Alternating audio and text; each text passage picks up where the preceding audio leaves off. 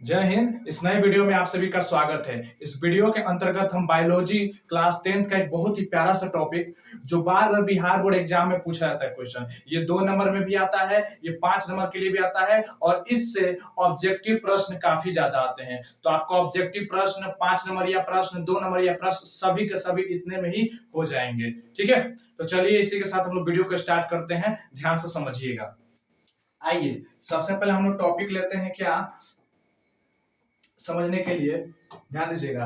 वायु श्वसन तथा अवायु श्वसन में अंतर, आपके सामने ऐसे अंतर दोनों में डिफरेंस कर दिया हमने, कर दिया है जी। ठीक है, अब देखिए यहाँ पर आपको क्या बताना है। यहाँ पर आप आंसर जब अगर अंतर लिखना हो तो यहाँ पर उत्तर लिख करके आप लिखिएगा वायु तथा अवायु श्वसन में निम्नलिखित अंतर है। क्या अंतर है जी? निम्नलिखित अंतर है।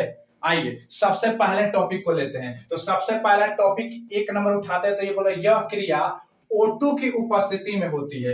मतलब देखिए वायु से श्वसन होता है ना, वायवीय, वायवीय का मतलब ऑक्सीजन के साथ, ऑक्सीजन वायु, वायु ऑक्सीजन के साथ, याद रखिएगा वायवीय का मतलब ऑक्सीजन के साथ, ऑक्सीजन यानी जो ये क्रिया होगी ना, श्वसन की ये क्रिया होगी ना, इसमें ऑक्सीजन की उपस्थिति रहेगी, ऑक्सीजन रहेगा। ठीक है, चलिए उसके बाद से अवायु श्वसन, अ मतलब ना, अ मतलब ना, ठीक है, अ मतलब ना, ठीक है। तो यह क्रिया ऑक्सीजन O2 मतलब ऑक्सीजन की अनुपस्थिति में होती है। तो वायु श्वसन ऑक्सीजन की उपस्थिति में, अवायु श्वसन ऑक्सीजन की अनुपस्थिति में होती है। ठीक है, चलिए दूसरा इसका टॉपिक देखते हैं। दूसरा लाइन की यह क्रिया कोशिका के कोशिका द्रव्य एवं माइटोकॉन्ड्रिया दोनों में पूर्ण रूप से होती है।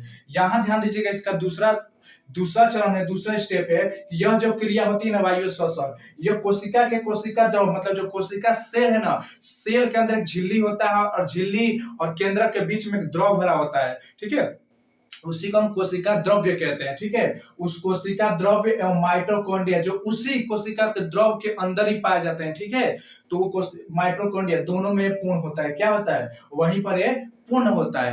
पूर्ण मतलब कार्य करता है। ठीक है, जैसे हम पढ़ा रहे हैं तो कहीं पर रह के हम पढ़ा रहे हैं ना, जैसे आप लोग पढ़ रहे हैं तो कहीं पर रह के पढ़ते होंगे हमेशा एक जगह रह करके, तो वही उसका काम हो गया। यानी ये जो वायु श्वसन है ना, इन्हीं कोशिका द्रव्य और माइटोकॉन्ड्रिया में ही अपना कार्य को क्या करता है? पूरा करता है। ओके, चलिए अवायु श्वसन, यह क्रिया केवल कोशिका द्रव में होती है, लेकिन अवायु श्वसन की जो क्रिया होती है सिर्फ कोशिका द्रव में होती है। समझिए, कोशिका द्रव में मतलब मान लीजिए कोशिका हो गया ना, तो इस कोशिका के अंदर यहाँ पे केंद्रक होता है और केंद्रक के बीच में यहाँ पे कोशिका द्रव्य भरा रहता है। क्या रहता है?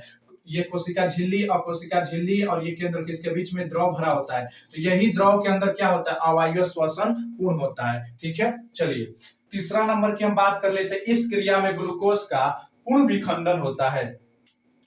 पूर्ण विखंडन होता है। आपको ग्लूकोज कब मिलेगा? जब आप भोजन करते हैं ना, तो भोजन करने से आपको क्या मिलती है? ग्लूकोज मिलता है। आपको क्या मिलता है? ग्लूकोज मिलता है। क्या मिलता है जी? ग्लूकोज मिलता है। आप जब भोजन करते हैं तो आपको ताकत नहीं मिलती है, आपको भोजन करने से ग्लूकोज मिलता है। क्या मिलता है? ग्लूकोज का निर्माण होता है भोजन करने से। ठीक है, तो जब भोजन करने से ग्लूकोज का निर्माण होता है तो उस ग्लूकोज को तोड़ने का काम कौन करता है? उस ग्लूकोज को तोड़ने का काम कौन करता है? तो उस ग्लूकोज को तोड़ने का काम करता है ऑक्सीजन, हवा। कौन करता है? ऑक्सीजन। ठीक है, हवा। तो वो हवा कहां से मिलती है? हमें बाहर से मिलती है, कहीं से भी मिलती है ना। उसके बाद ऊर्जा का निर्माण होता है। उसके बाद क्या होता है? ऊर्जा का निर्माण होता है। तो ये क्या करता है? यह क्रिया ग्लूकोज का क्या करता है? पूर्ण रूप से विखंडन, मतलब पूरा तरह से तोड़ देता है ग्लूकोज को। तो जो जितना अच्छा से तोड़ेगा ग्लूकोज को, उतना ही ना ज्यादा ऊर्जा मिलेगी। अगर ग्लूकोज को आप कम तोड़िएगा तो आपको कम ऊर्जा मिलेगी। और वही काम कौन करता है? अवायु श्वसन क्या करता है कि इस क्रिया में ग्लूकोज का आंशिक विखंडन होता है। आंशिक विखंडन का मतलब भी बहुत कम विखंडन करता है, मतलब विखंडन का मतलब कि बहुत कम मात्रा में ग्लूकोज को तोड़ता है। ठीक है, तो ये कम ऊर्जा का निर्माण करेगा। ठीक है, इस क्रिया से CO2 तथा H2O उत्पन्न होता है। CO2 का मतलब होता है कार्बन डाइऑक्साइड, H2O का मतलब होता है जल। जब ये क्रिया संपूर्ण होती है ना, जब ये क्रिया संपन्न हो जाती है माइटोकॉन्ड्रिया में या कोशिका द्रव में, तो यह CO2 यानी कार्बन डाइऑक्साइड और H2O यानी जल को उत्पन्न करता है। ठीक है, जैसे जैसे हम खाना खा लेने के बाद ऐसे खाने को ढेकार लेते हैं ना, या हम पढ़ाई करने के बाद ऐसे जमा लेते हैं, तो वैसे ये क्या करता है, जब इसका काम पूरा होता है ना तो लास्ट में क्या छोड़ देता है, CO2 और H2O उत्पन्न कर देता है। ठीक है, वैसे ही यहाँ पर याद रखिएगा कि 4 नंबर में कि इस क्रिया से एल्कोहल और CO2 उत्पन्न होता है, वही का एथेनॉल यानी C2H5OH। ठीक है, ये एक तरह का शराब समझिए, एल्कोहल निकालता है। ठीक है, इसमें एसिड निकलता है। ठीक है, वो लैक्टिक अम्ल की जो बात करते हैं। ठीक है, इसी में लैक्टिक अम्ल का निर्माण होता है, याद रखिएगा, यही लैक्टिक अम्ल का निर्माण करता है। ठीक है, और एल्कोहल यानी C2H5OH निकलता है, यानी शराब एक तरह का देखा जाए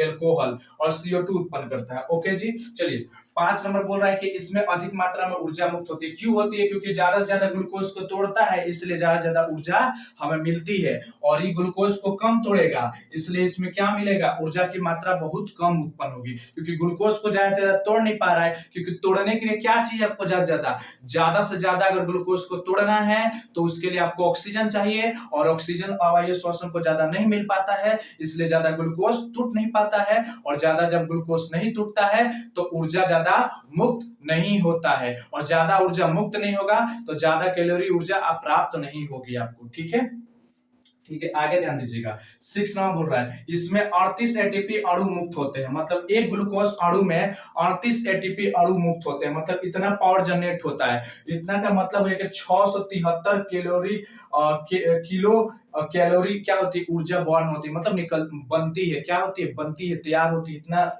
एनर्जी तैयार हो जाता है। कितना, 38 एटीपी यानी 673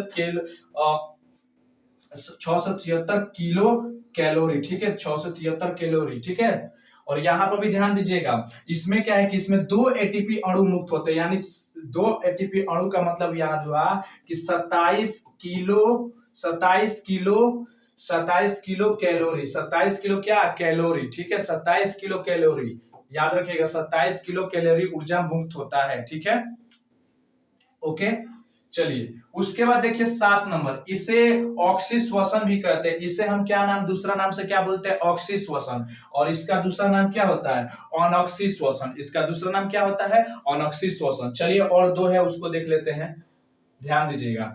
उसके बाद से देखिएगा इसमें 8 नंबर कि सभी स्वकोषी पादपों तथा अधिकतर जंतुओं में यह क्रिया होती है, जैसे गाय, मनुष्य, आम का पेड़ इत्यादि पेड़ पौधे, मतलब जितने भी बड़े प्राणी हैं, मतलब बड़े बड़े प्राणी हैं, उनमें ज्यादातर ये होता है। जितने भी सूक्ष्मतम प्राणी है उसमें ये वाला क्रिया होता है, मतलब अवायु श्वसन। वायु श्वसन इसमें होता है, और इसमें अवायवीय श्वसन होता है। यह क्रिया अनेक कवकों को समझते हैं, जैसे ईस्ट वगैरह हो गया, अनेक जीवाणु मतलब सोचते अमीबा वगैरह, छोटे छोटे एकदम जीव। ठीक है, तथा मनुष्यों में भी अधिक काम करते समय पेशियों में होता है। जब अधिक काम कर लीजिएगा ना तब ये उत्पन्न हो जाता है, क्योंकि जब ज्यादा से ज्यादा काम कीजिएगा तो आपके शरीर में क्या उत्पन्न होगा, लैक्टिक अम्ल उत्पन्न हो जाता है। और लैक्टिक अम्ल किससे उत्पन्न होता है, अवायवीय श्वसन में उत्पन्न होता है कि नहीं।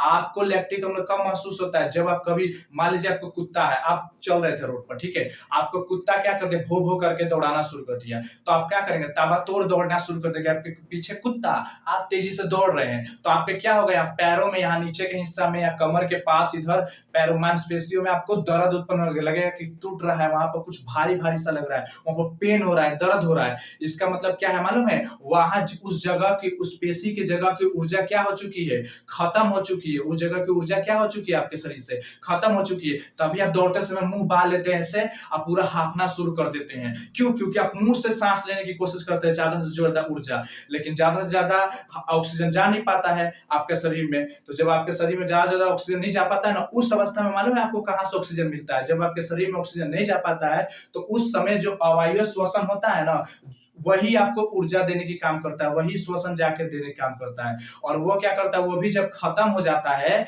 बनाते बनाते वो भी खत्म हो जाता है, तो उस दौरान मालूम है क्या होता है, जहां पर खत्म होता है वहां पर क्या होता है, लैक्टिक अम्ल का निर्माण होना शुरू हो जाता है। वहां पर कौन सा अम्ल निर्माण होना शुरू कर देता है, लैक्टिक अम्ल। और लैक्टिक अम्ल आपके शरीर में क्या दे देता है, पेन कर देता है, दर्द कर देता है। आपको पता है आपके शरीर में दर्द उत्पन्न कर देता है। तो याद रहेगा, ये क्वेश्चन भी पूछा जाता है कि मांसपेशियों में दर्द लैक्टिक अम्ल के कारण होते हैं, किसके कारण होता है मांसपेशियों में?